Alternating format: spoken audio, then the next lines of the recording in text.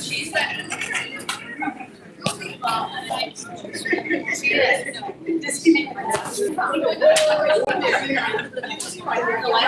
I know exactly what you oh my God, so cute. So fucking nice. I know. We were both at the tattoo shop, so I was sitting across from him like, she was looking at me and I'm looking at her and I'm saying,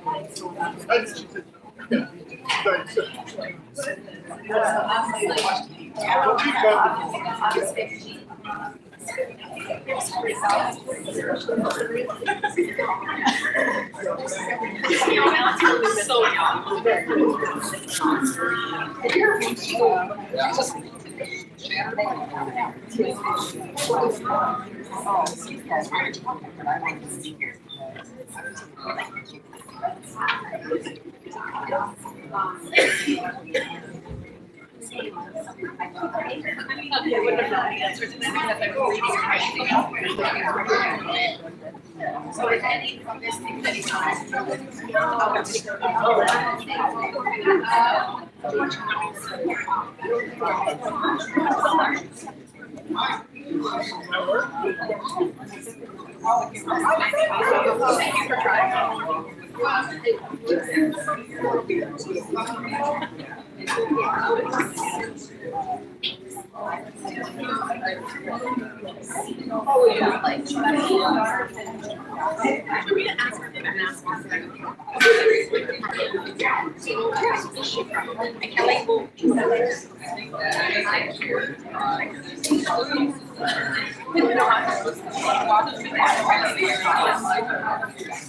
I don't know if you can do that.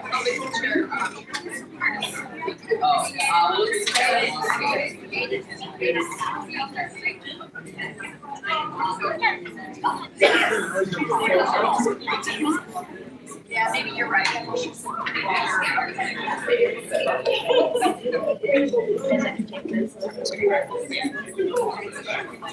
Yeah, I guess that's probably to get my radio.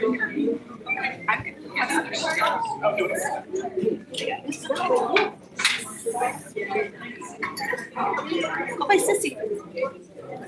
Go by Sissy.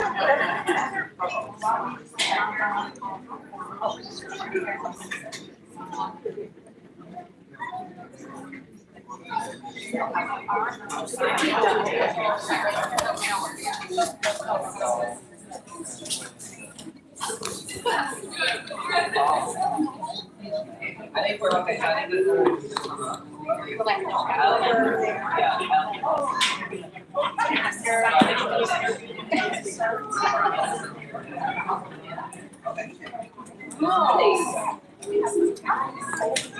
oh, that's so.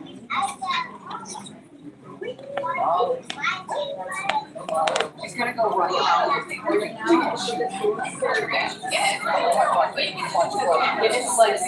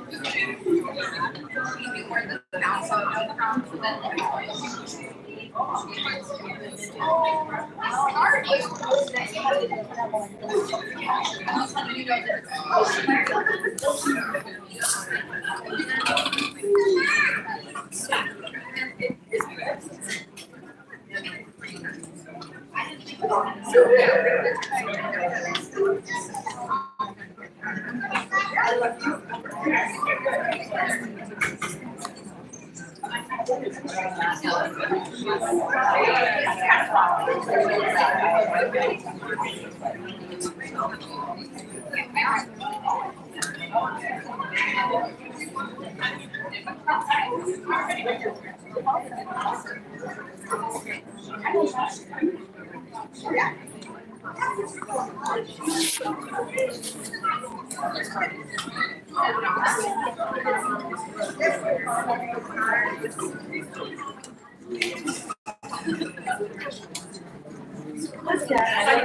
like it.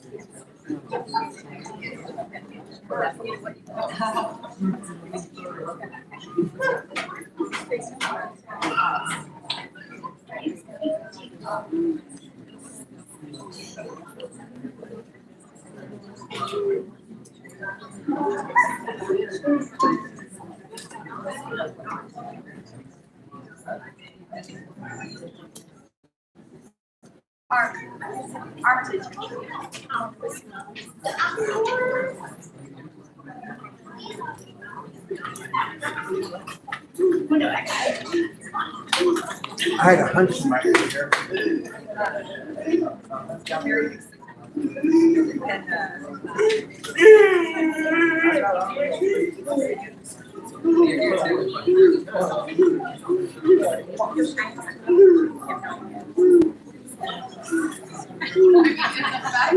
I know, yeah.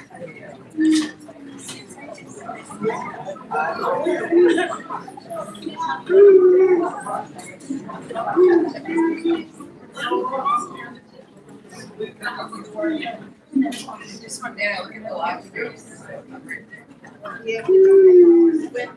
like a 30-second. I know. And it's so hard. Well, see, I'm like, I know, and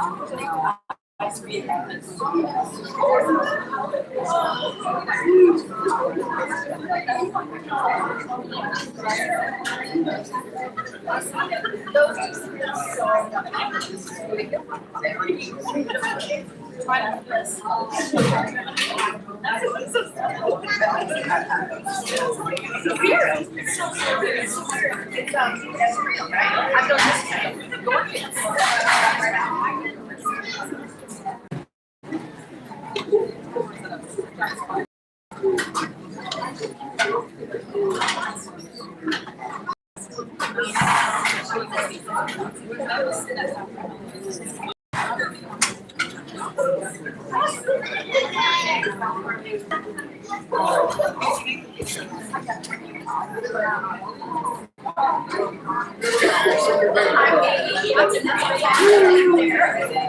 get started in 2 minutes.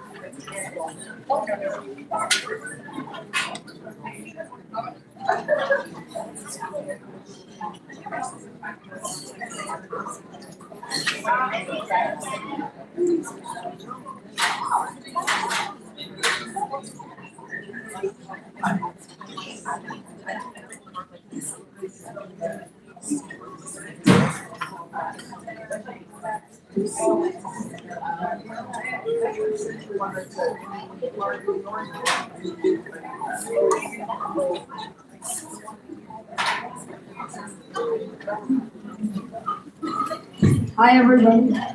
We're going to start.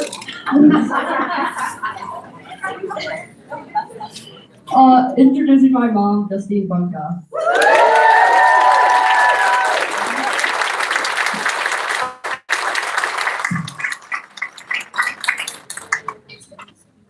Okay, maybe I should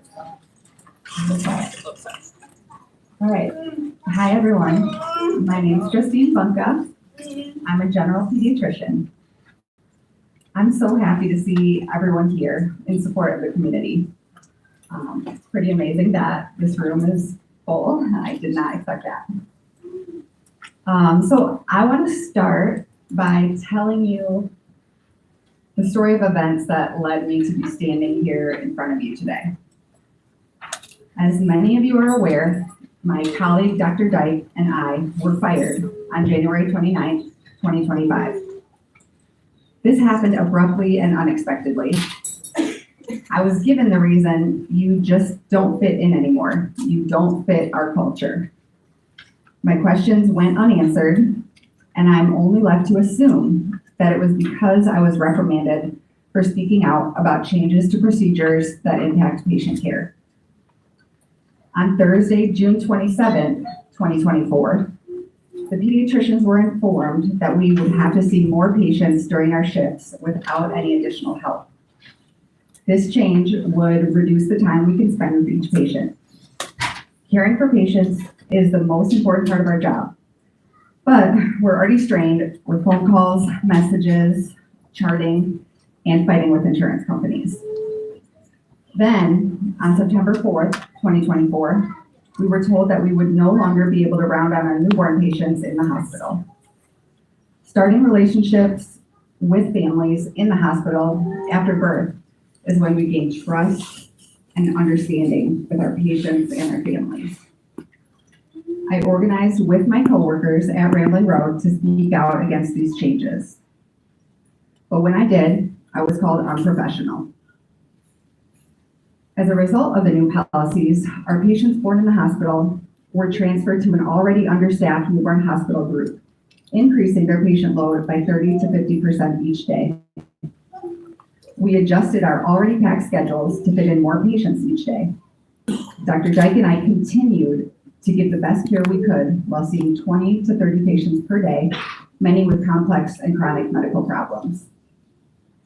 On January 29th, 2025, I was asked to come into a conference room where I was told I was separating from Bronson, and this was happening right now. I was escorted out of the building. My colleagues reported that Dr. Dyke was escorted out shortly after I was. Prior to being escorted out of the building, I was waiting for a patient to arrive for a visit that was scheduled to discuss the treatment of depression. I don't know if that patient was ever seen. if they were turned away when they arrived, or if they were rescheduled. I hope that a suicide screen was done prior to that patient being redirected or diverted. Dr. Dyke was in the middle of seeing patients as well. I was told he had a patient still waiting in a room for him for their visit. Between the two of us, Dr. Dyke and I see anywhere from 150 to 200 patients in a week. Each of us see about 4,000 patient visits per year. When Dr. Dyke and I were fired, those patients were left with no doctor to care for them. The electronic MyChart platform was disabled, meaning our patients could not get their medications refilled without an appointment.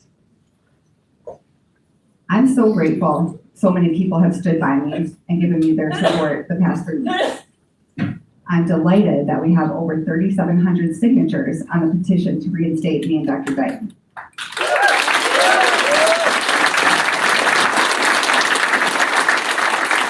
And the petition, it was started on February 1st and had over 2,000 signatures within the first 48 hours.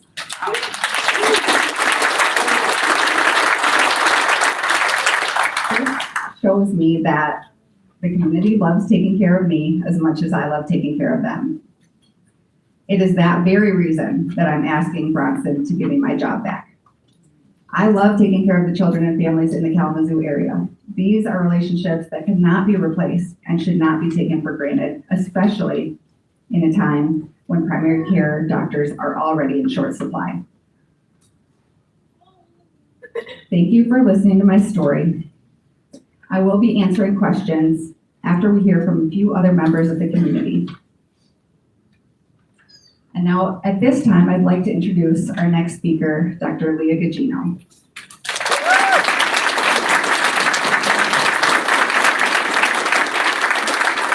Dr. Gugino has 34 years experience as a pediatrician. Dr. Gugino and I crossed paths as Rambling Road doctors. When I was just starting at Rambling Road, Dr. Gugino was cutting back as she was nearing retirement. In our time working together, I learned new ways to advocate for my patients and new leadership skills from Dr. Gugino. Dr. Gugino continues to advocate for children since her retirement as a leader in the American Academy of Pediatrics and with her podcast, Pediatric Meltdown. I'm happy she's here to share with you today.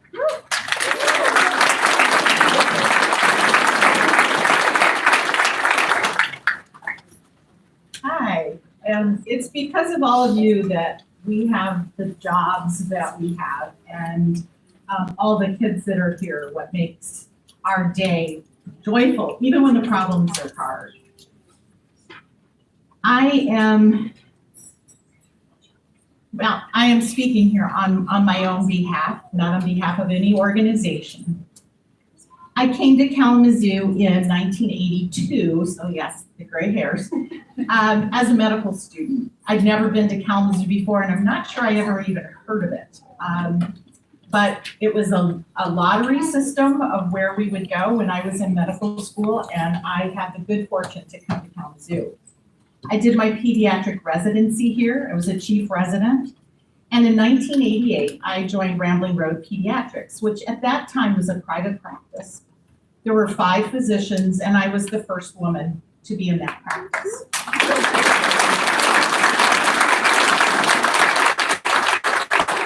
I got to see a lot of adolescent girls. And our practice, when I joined, was the first practice that Bronson Hospital purchased. So I've been an employed physician my entire big girl career. In May of 2020, I formally retired from Bronson, but I stayed on staff for another 1.5 years. It was during the pandemic. And, you know, honestly, this was an unknown foe. We were going day to day, like everyone, trying to figure out what this thing was that was harming so many people and how would it affect kids. And so we really had to pivot, and I credit all of the physicians at Rambling Road Pediatrics who really said, you know, this is what we need to do for kids. We don't have a lot of guidance, and we're just going to make some decisions about what children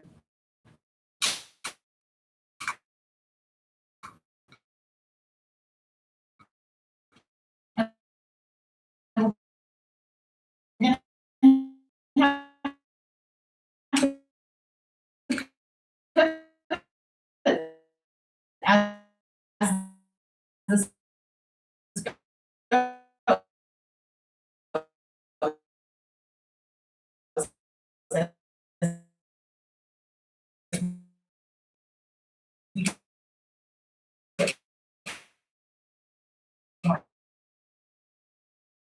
And so we upped the time that we would see kids up until age 21.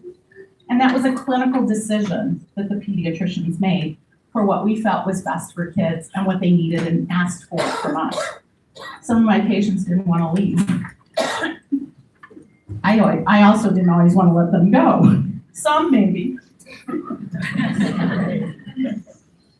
So, this is our calling, and do not underestimate the relationships that we have with our patients. For us, this is sacred. We work holidays, weekends, answer calls. I can't tell, my daughter's sitting here, how many holidays I was on call, how many nights I had to leave to go to the hospital. But, it's not a 9-to-5 job. We answered phone calls through the night from scared parents with fevers, vomiting. My baby doesn't look right. And we have to make those decisions in the middle of the night about what might be best. Is this, a routine cold, or is this something more serious? And sometimes it's more serious. We watch your toddlers take their first steps. We sit and laugh with them. Kids pee and puke and poop on us. And all those things happen. We're not fancy. In fact, I thought, I should wear my white coat and look all professional. And I thought, I never wore my white coat after I was a resident. And the purpose of that was just to make sure I had things to put in my pocket. But, we're not fancy physicians. And then sometimes we sit with your teenagers who are sad, maybe even suicidal, and we just sit with them, and that takes time. We may be the first person that they have said, I don't feel like my life is worth living anymore. We're often the front lines. People aren't calling up and saying, hey, I think my kid's suicidal and I want to make an appointment with a therapist. That isn't how this goes. Oftentimes it's when they come in just for a well child visit and we find this. I can't tell you how many times I have been shocked when somebody answered our screening questionnaire and we're at risk. It takes time to do a risk assessment. It's not a check the box question. I have to sit with them for a long period of time to find out what's going on, what are the risks, how can I help, who can I connect them to help. We've been fortunate to have social workers in our practices. Some of them are here, and that has been an incredible asset that the hospital brought to the practices. The most important thing I can do during a mental health crisis is to offer my time. There are many children who have very complicated medical conditions, and many of you in the audience may be some of those kids, or you may be the parents or grandparents of those children.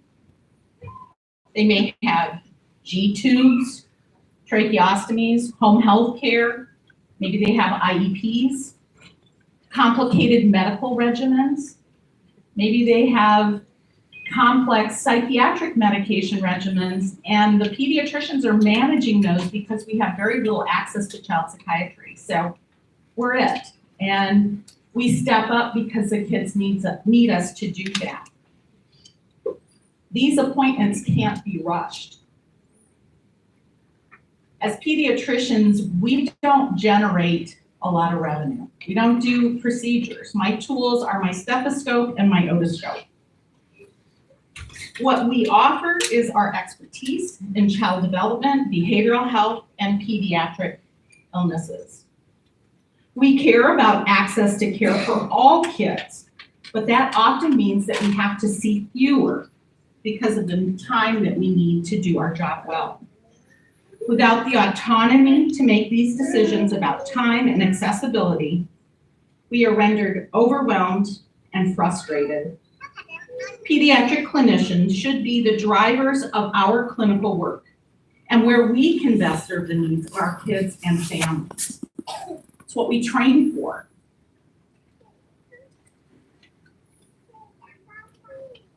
We go into pediatrics for the joy of it and for what I call the magic in the room. And nothing should interfere with the relationship a pediatrician has with a child and their family. Thank you.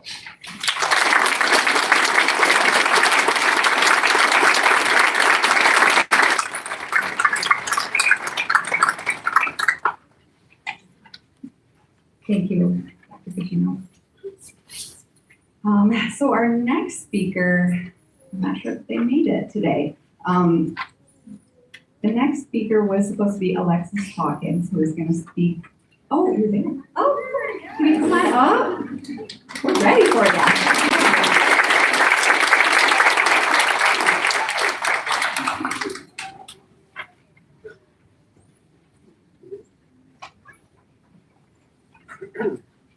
Hello, everybody. My name is Alexis Hawkins. I feel like my family and I are Dr. Bunka's like number one fans, honestly. I know what many of you probably feel the same way. Hi, Sue. But I wanted to kind of read our story. We've been seeing Dr. Bunka for about 3 years now. And my daughter has some complex medical things. So I think the way I wrote it is probably the best way to share it. So my name is Alexis. I stand here today not just as a parent, but as an advocate for every child who deserves consistent, compassionate, and quality medical care. I'm the mother of a child with total colonic Hirschsprung's disease, which is a rare condition that has shaped our journey in ways I could never have imagined. As any parent of a medically complex child knows, the road is full of uncertainty, fear, and challenges. But along this journey, there are guiding lights. People who don't just treat our children, but fight for them, believe in them, and walk alongside us every step of the way. For our family, Dr. Bunka has been that guiding light. From the moment my child was diagnosed, Dr. Bunka was more than just a doctor. She became a partner in my child's care, an advocate in the moments where we felt unheard, and a source of unwavering support through surgeries, hospital stays, and the everyday complexities of managing the condition. In December of 2021, and at only 2 weeks old, my newborn baby girl would be taken in for her third surgery to have her entire large intestine and a significant portion of her small intestine removed. From there, her father and I would spend the next 6 months living in the hospital, where we prayed for Valerie and her vitals to remain stable enough to go home. On April 8th, 2022, we were overjoyed to bring our baby girl home, even if it meant we would need to see her pediatrician 2 times a week for the foreseeable future. So without hesitation, that's what we did. We went several weeks seeing Dr. Bunka twice a week, then once a week, then once every 2 weeks, until finally we had reached a point of monthly check-ins and periodic visits for illnesses. With each appointment, we worked together, brainstorming through setbacks, celebrating victories, and building a relationship rooted in trust and shared dedication. As I look back, that time still feels like just yesterday. And while it seems like one of the hardest experiences of our lives, I can't help but reflect on the incredible support and care we received throughout Valerie's journey. Dr. Bunka didn't just treat my child's medical needs. She understood the emotional toll on our family and made sure we never felt alone in the fight. This is off script, but I would have never known how close we would have gotten. You see your child at first, when they're first born, and then every 3 months and every 6 months. But we were there twice a week, every week, for a very long time. So we definitely got to know each other more than I feel like, I guess, a typical healthy child would. Each of us knows that consistency in medical care is not a luxury. It's a lifeline for children with chronic and complex medical conditions. Every medication adjustment, every hospital visit, every milestone in my child's progress have been made possible because of trust and continuity. 2 things that are shattered when a dedicated doctor is unjustly removed from the role they were meant to serve in. Dr. Bunka has dedicated her career to the well-being of children like mine. She's changed lives, saved lives, and has been an irreplaceable force in our healthcare system. But this fight is just not about one doctor. It's about every parent who has sat in a hospital room praying for a doctor who truly cares. It's about every child who deserves consistency in their medical team. And it's about ensuring that people who dedicate their lives to healing are given the support, respect, and security that they deserve. So today I ask you to stand with us, speak out, demand that Dr. Bunka be reinstated, because this is not just about one job, it's about the health, safety, and future of the children in our community. To Dr. Bunka, I want you to know that my child's success is a testament to your work, and we will not stop fighting until you're exactly where you belong, back in the position to continue changing lives. Thank you.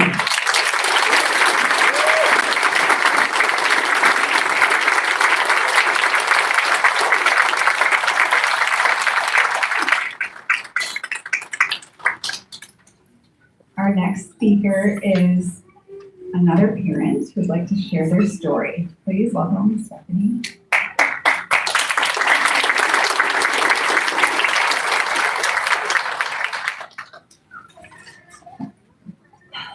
My name is Stephanie Klepser, and I'm here today speaking on behalf of my daughter, Megan. I formed my first impression of Dr. Dyke before I ever met him. My husband and I were preparing to bring our baby daughter, Megan, home from the hospital for the first time, which is usually a day filled with excitement for most families and maybe a little bit of anxiety.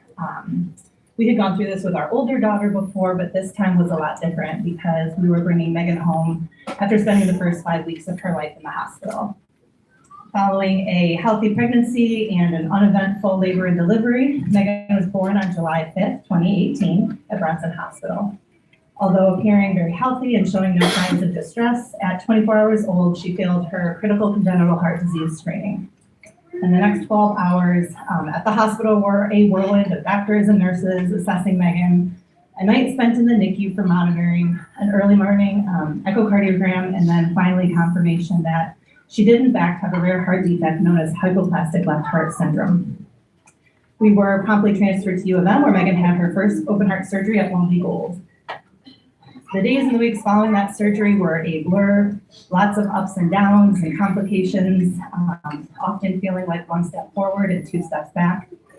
We spent nights in the hospital and days blurred together, full of alarming monitors and beeping feeding equipment. And during this time, Megan worked on recovering, and my husband and I got to learn how to care for our medically complex child, surrounded by a safety net of other medical providers. So when discharge for Megan finally came, we were not only bringing Megan home for the first time, we were also bringing with us a brand new collection of medical equipment, feeding tubes and supplies, a small pharmacy's worth of medications, and a considerable amount of medical trauma and anxiety. So as part of that transition home, we needed to establish Megan with a pediatrician in Kalamazoo who would play a key role in helping to ensure her health and safety while outside of the hospital. I had always planned to bring Megan to Rambling Road Pediatrics even before her diagnosis, since I had gone there as a child. I saw Dr. Katina. And my older daughter has a wonderful relationship with her pediatrician there as well. So when the office called to schedule Megan's first appointment, I was asked which provider I wanted her to see, and knowing that Megan still had multiple heart surgeries on the horizon and that she was going to need chronic care beyond that of an average child, I told them I wanted whichever provider was most comfortable and confident treating a kid like Megan. And without hesitation, Dr. Dyke was named as someone who willingly took on many of the more complicated cases for the practice, and we were scheduled with him the next week. So even though I was almost paralyzed with anxiety at the thought of leaving our safety net at the hospital to bring Megan home at that time, I did feel hopeful that we were being connected with a provider who did not shy away from a challenge and who was experienced with kids and families who have extra medical needs. The first impression I formed during that phone call did not leave me disappointed as we began what is now a 6.5-year journey with Dr. Dyke as Megan's primary care pediatrician. As you can imagine, our family is no stranger to the healthcare system, and we have seen numerous providers and specialists throughout Megan's life.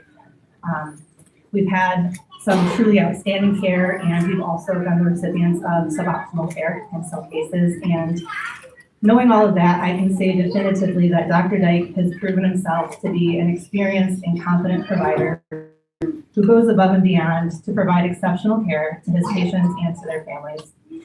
He has seen Megan through 3 additional open heart surgeries and numerous procedures and new diagnoses. He supported us as we weaned her from her feeding tube and taught her how to eat. He gave us advice and calmed our anxiety through the global COVID-19 pandemic.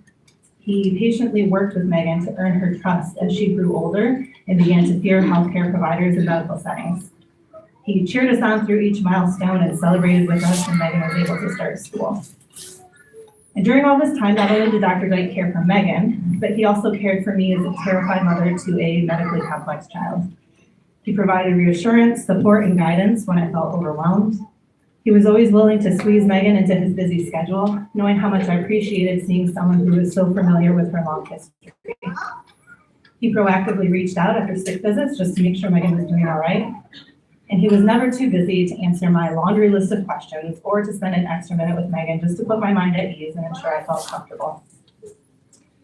Now, following the abrupt dismissal of Doctors Dyke and Bunka, I again feel like that anxious mother staring into the unknown with more questions than answers. Who will be taking over care for my child?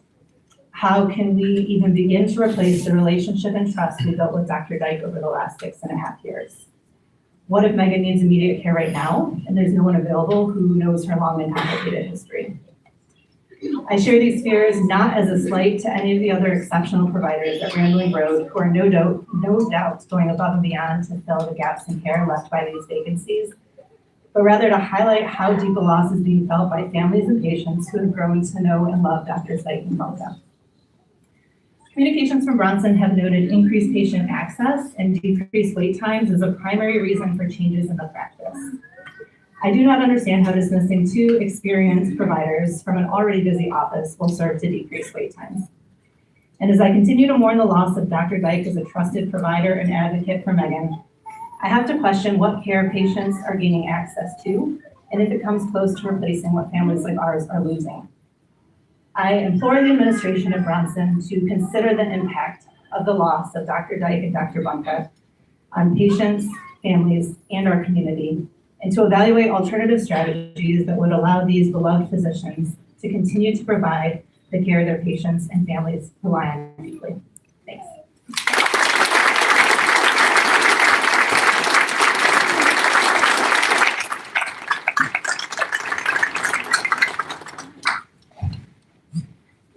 Thank you for sharing. Our next speaker is our next speaker is a parent of a patient as well. Please welcome Amy Jo Damasio.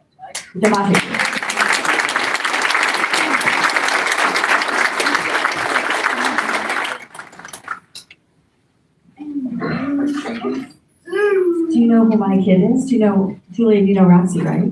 All right. My name's Amy DiMaggio, and I'm a parent, and thank you all for being here. I'm a teacher, so I have to move, sorry. You can see my teacher notes.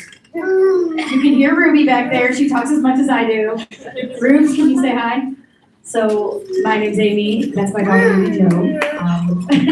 She's gonna either be super excited or frustrated in a minute, but she's gotta go. She's gonna go. Thank you all to everyone. Huge turnout. This is amazing. I think we all owe a huge round of applause for Dr. Bunka and her courage and her strength.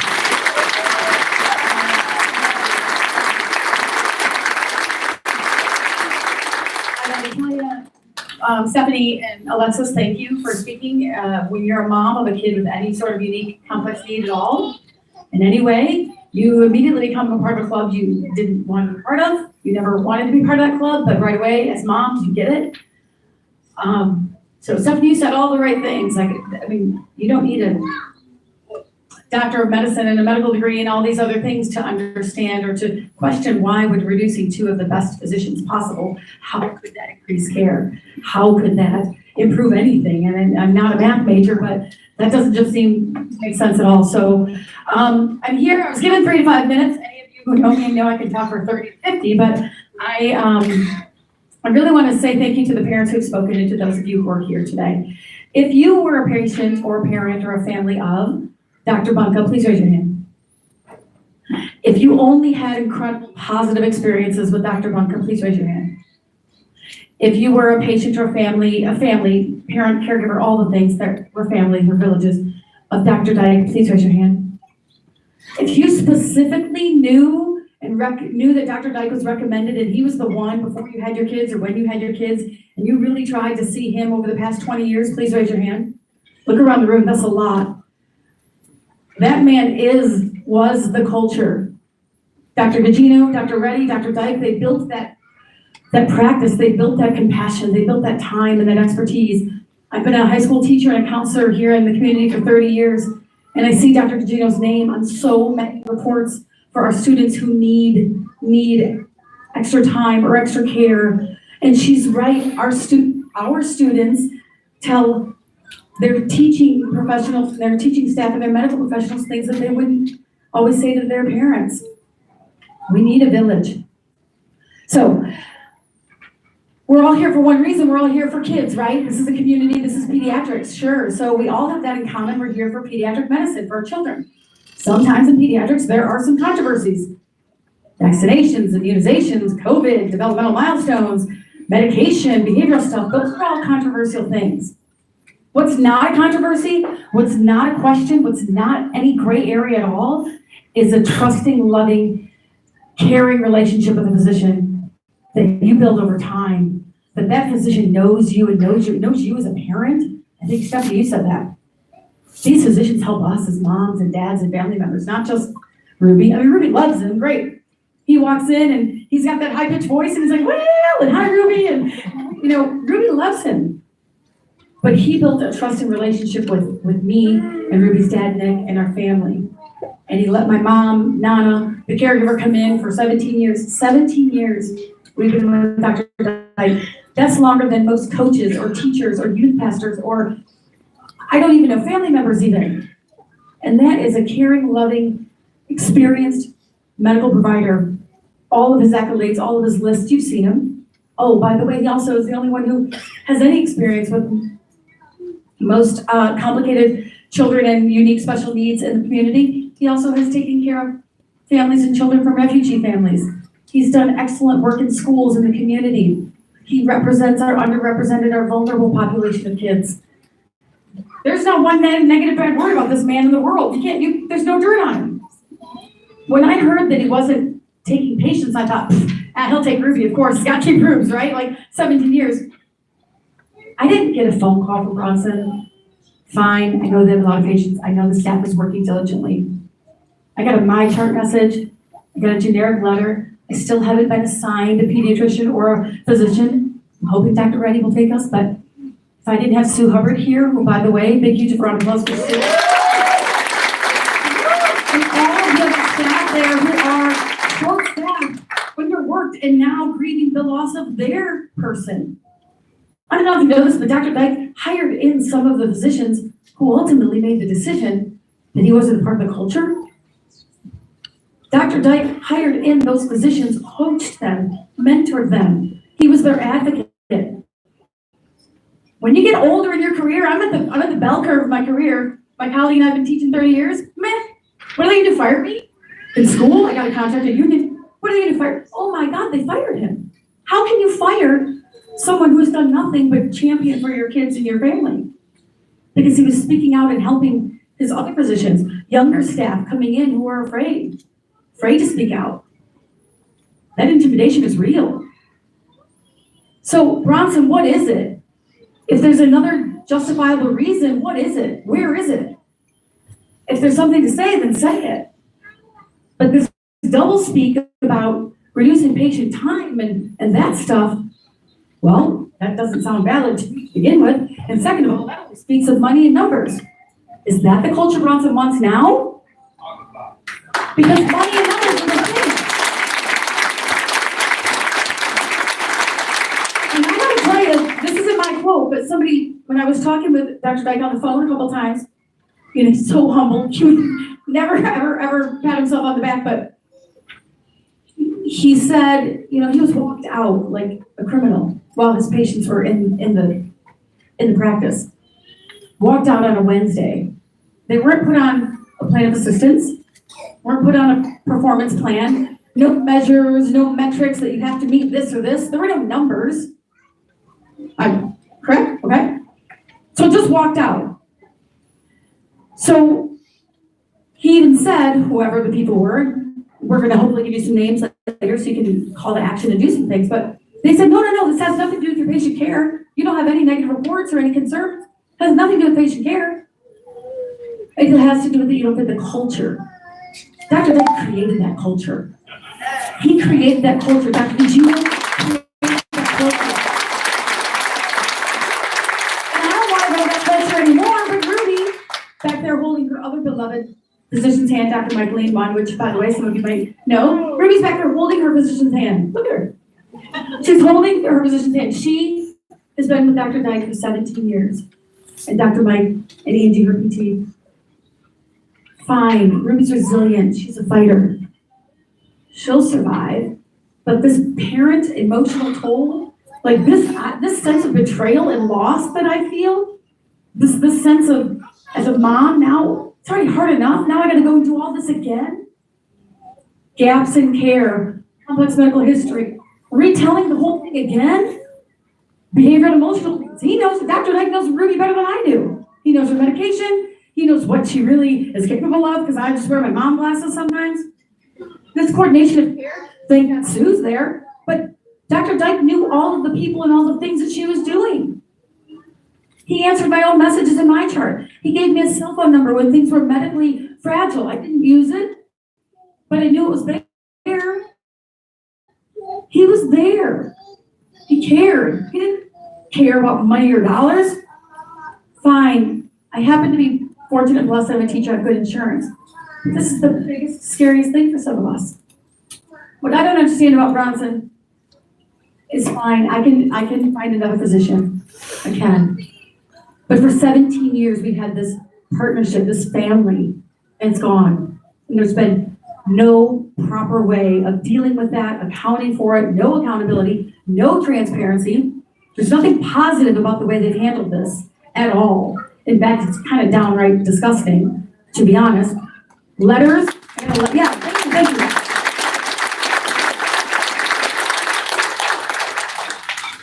Our kiddos with special needs need more, yes, but so do we as families. And if this is the culture that Bronson wants, then we have to wait for Dr. Bunka and Dr. Dyke to open their own practice, fine, but that's gonna take.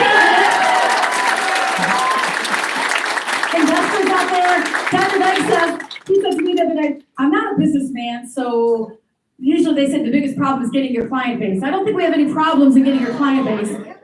But in the meantime, like Stephanie said, like the next thing, what if she gets sick right now? Anyway, so today is a call to action. We implore you. I'm not expecting Bronson to, fall on their sword and magically be this like compassionate being right now. But this is a call to action to write, email, call. I'll give you Bill Mann's email address. I'll give you Martin Arnon's email address. I'll give you the email addresses. It's about all I can do. All we can do is stand up and speak out. We teach our kids. What do we teach our kids at school? If there's a bully, what do we do? Tell somebody, stand up. If there's something wrong, what do we ask them to do? Tell somebody, stand up. Things are happening in the world right now that we can't control, and it's a scary place out there. We need this to be safe for us. We need this community to thank you. We all be collective. We have to keep calling, keep annoying, keep bugging. It might not have a change. It might not. But these guys need to be accountable and be more transparent with the terrible, unjust decisions they've made. And again, thank you to Dr. Bunka for being brave and courageous to stand out.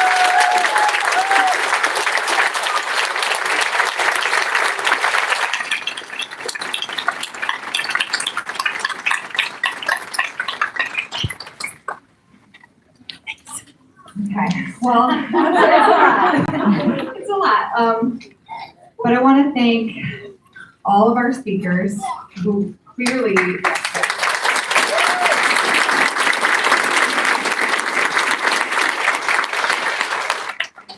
understand all the importance of what we do as pediatricians. And I know a lot of people wonder, and I've been asked a million times, why would you go back to your job? Why do you want your job back? But if you just look around, this is why. This is my practice. This is my community.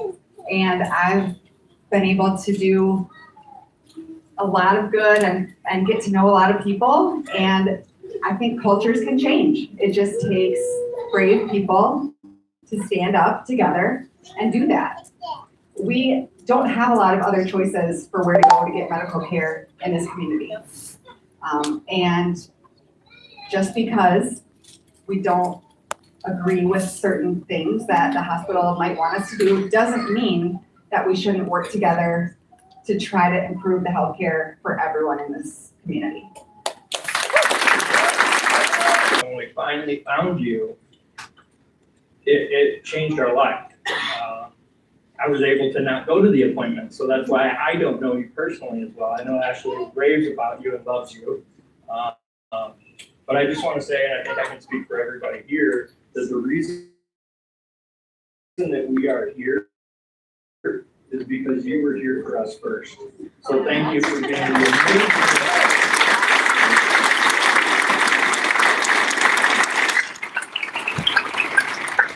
I know you have friends on Facebook, so if you do find another practice, you have become part of our family, and we're not ready to let go. So wherever you go, we will go. Okay. Thank you.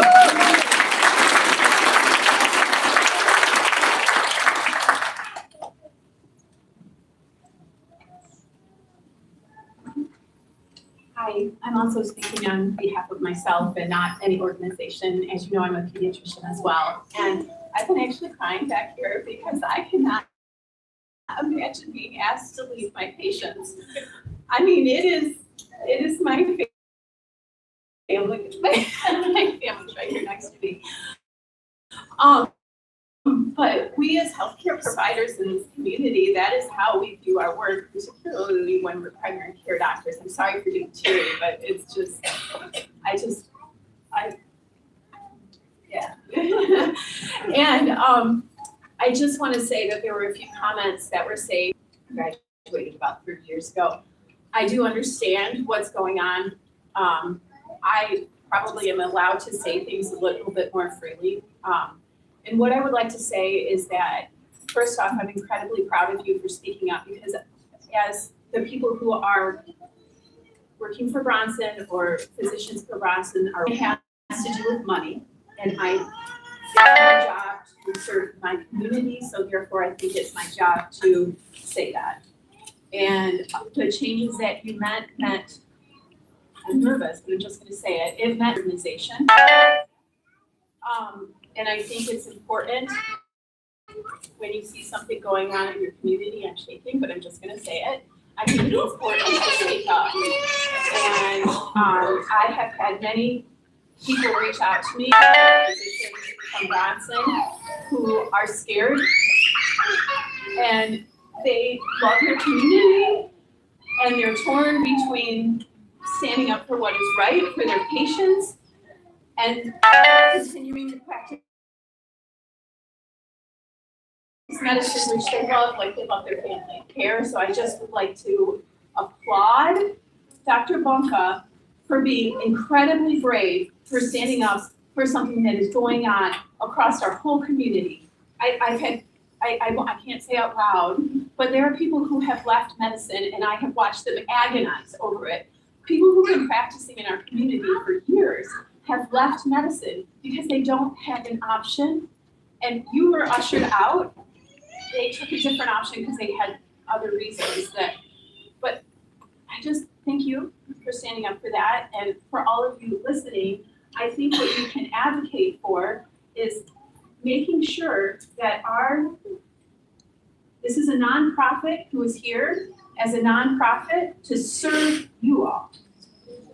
And what is going on is profit is being looked at when it comes to medical care. And that culture will change when you all demand it. And I want you all to know that if you want to look for where the money is going, it is public information to look up. Information about the tax returns for nonprofits are on the web, and I'll just say that. Thank you, and I think I'll still have my job.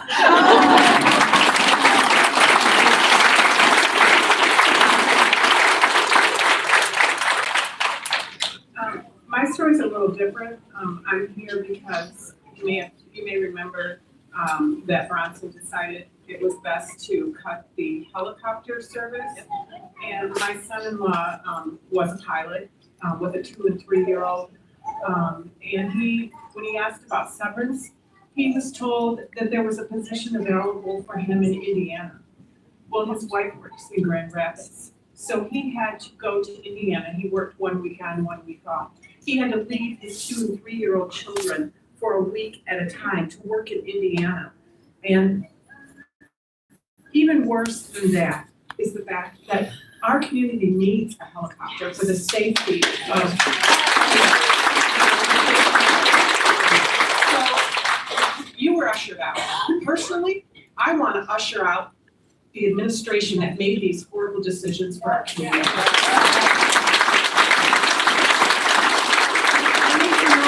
want to know how to sign your petition.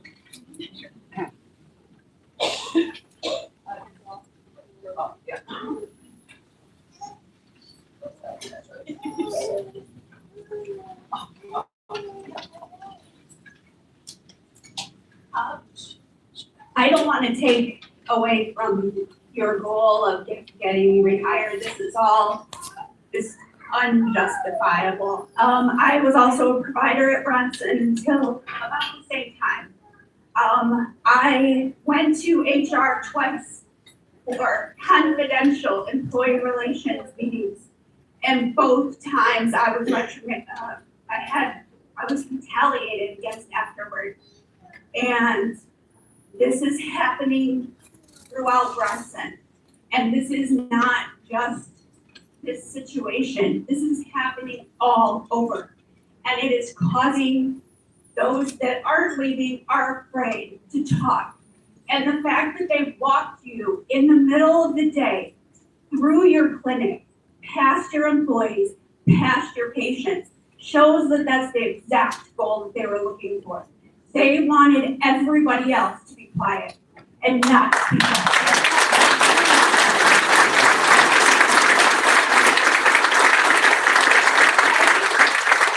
I didn't have the strength that you did. I left. And now I wish I had stayed and fought harder. But it is there and you can't let this drop. Regardless, this has to stop.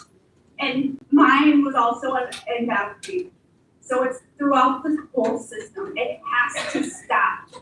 We go to work because we care about our patients.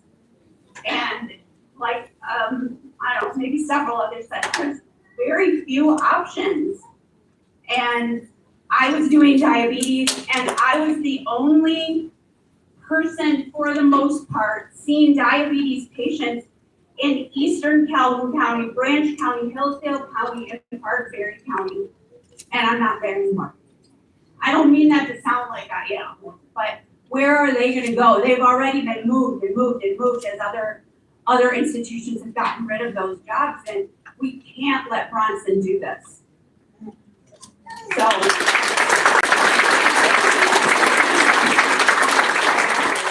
I want others to stand up. Thank you.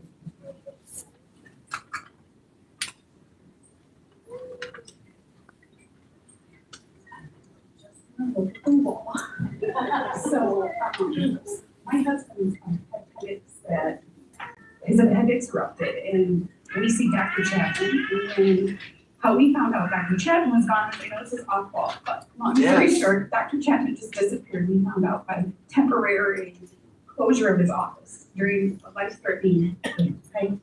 In 2020, which has been my son's doctor, Dr. Dyke, since his circumstances in Bronson. In 2020, he had a seizure and was never the same child. And the only reason this child would go to was like, he was walking through the back door. He was there for him. And where do we go? I mean, who's gonna see this child that hits people and runs, and who's gonna understand him? And then to take Chapman, I mean, and my husband's appendix, it's been a long year, y'all. And my grandma died, I'm like, really? I'm over it. But I am so proud of you, Bunka, because we also have seen you through the past with COVID, and we appreciate what you do. And if you guys don't come back and you make your office, we're coming. Otherwise, we're waiting for you. Thank you.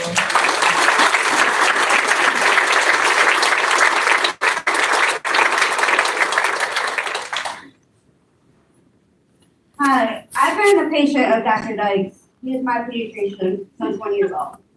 I'm 31 now. We had all four of my kids. It was our last child we had at Bronson. It was Dr. Bunka that actually signed the release for her to go home. Thank you for that. From 3 months to 8 months, we fought in and out of the hospitals, in and out of the doctor's office, once probably every week. My daughter had trouble breathing, she had RSV, she was diagnosed with rhino disease. It was Dr. Dyke that took the time and sent us over to ear and throat because he said something is not right. At 8 months old, she ended up going in for emergency surgery because she had a subclinic flap that collapsed on her vocal cord. If it wasn't for Dr. Dyke, we wouldn't have our youngest. She's now 2.5, almost 3 years old. So for you and Dr. Dyke, I'm standing behind you and fighting all the way. You guys are the most best doctors there that take your time to your patients. For them to say that you need to release the time and you need to lessen it, you and Dr. Dyke have pushed more time through your days, made it longer days for you guys just to see your patients, and we appreciate you for that. Thank you.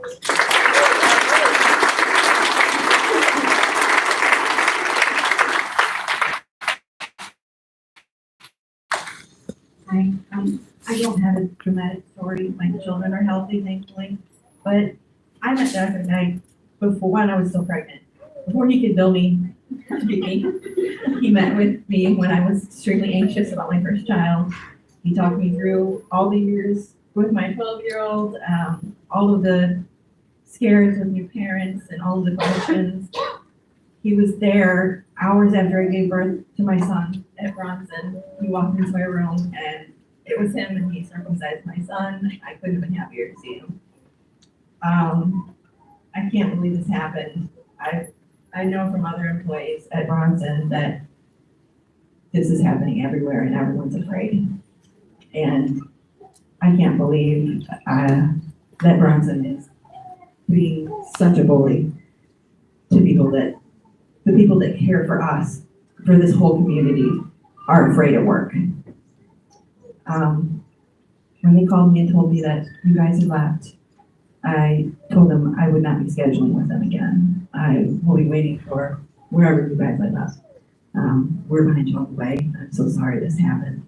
It shouldn't have.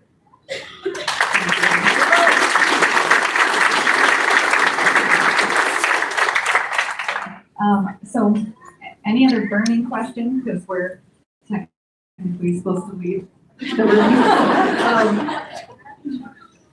One back here. Not sure I need that, but. Hi, I'm Tim Sparling. I'm a nurse practitioner. I worked at Bronson. My wife, Marty Peter Sparling, worked at Bronson, and we both put in a decade there. We are heartbroken for you and your family.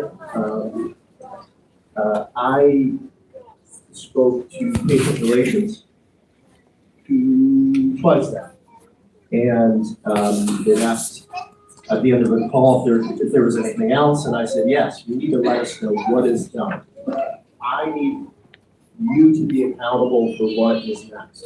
So, as opposed to just venting, sort of getting this anger off our chest, I guess I want to know what's next, and how can we help as community members who rely on you and your husband and all these amazing providers I see here in the audience to feel secure. So what's next? How can we help?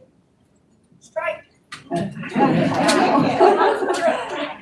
don't know what the next move is, honestly. I feel like I've done a lot of speaking out, and the community has shown up and shown support, and any other way that you want to speak out is great, but I feel like the next move is kind of up to Bronson, what they want to say and how they want to respond. But I thank you all so much for coming.